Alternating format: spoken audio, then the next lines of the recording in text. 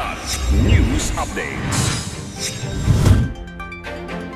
Sa ating mga balita, Senator Jinggoy Estrada ay nabswelto sa kanyang plunder case ng Sandigan Bayan.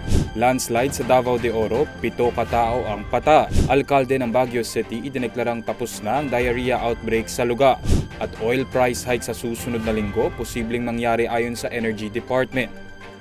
Ako po si Cesar Soriano, kasama ang buong puwersa ng Kidlat News Channel para ihatid ang nangungunang mga balita sa buong kapuluan ngayon.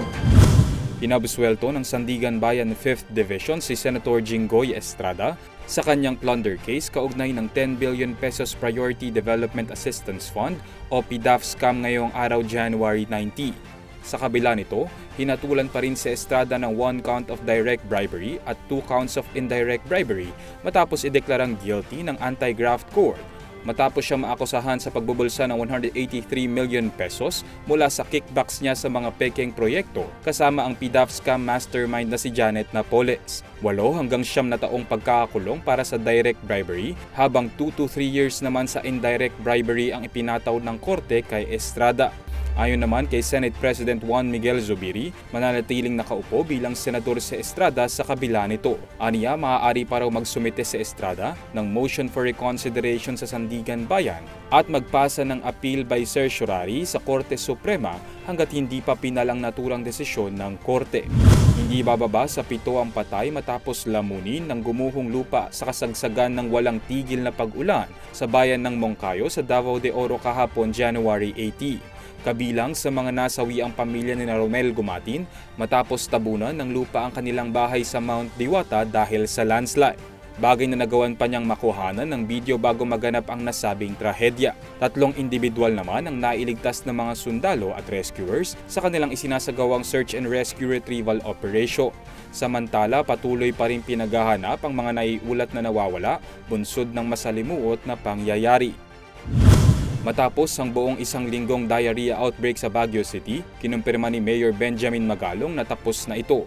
Saad ni Magalong, ligtas ng inumin ang supply ng tubig mula sa Water District, ngunit iniimbestigahan pa raw ng mga otoridad ang water delivery services na posibleng sanhi ng nasabing outbreak. Sa kanilang pinakahuling datos, mahigit 3,000 residente ang naitalang nakaranas ng matinding pananakit ng tiyan dulot nito. Sa ngayon, nakatuon na raw ang lokal na pamahalaan sa pagbuo ng task force para kumuha ng water samples at pag-inspeksyon sa lahat ng water delivery sa syudad.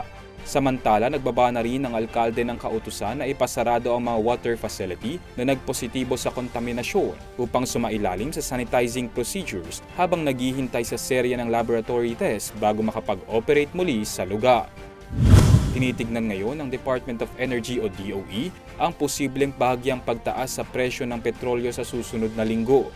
Saad ni Rodora Romero, Director 3 ng DOE Oil Industry Management Bureau, aakyat mula 65 centavos hanggang 85 centavos kada litro ang presyo ng gasolina, habang 45 centavos hanggang 65 centavos naman per liter sa diesel prices sa darating na linggo. Magkakaroon naman ng small rollback sa kerosene na nasa 10 centavos kada litro batay sa unang 4 na araw ng kalakalan sa Mean of Platts, Singapore. Ang nasabing oil price hike ay bunsod ng tumitinding tensyon sa Middle East, gayon din ang inaasahang paglago sa demand ng langis ng Organization of the Petroleum Exporting Countries o OPEC sa taong 2024 hanggang 2025. Para sa Kidlat News Update, Renz Renon, nag-uulat. Positive target, sir. I repeat, positive target. They know no boundaries and limits.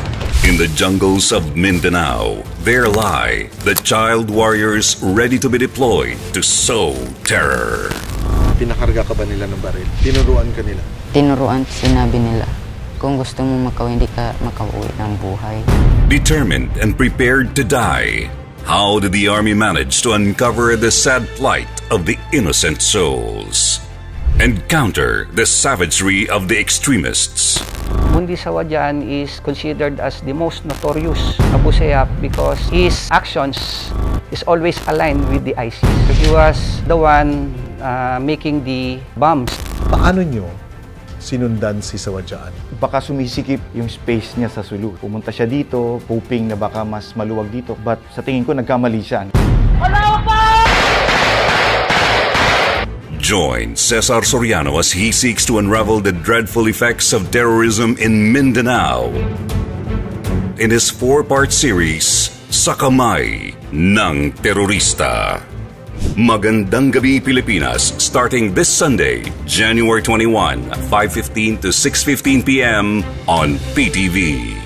Atin niyo pong natunghayan ang mga headlines sa mga nakalipas na oras. Manatiling nakatutok para sa mga susunod na updates at breaking news. Ako po si Cesar Soriano, kasama nyo sa bawat pagputo ng balita.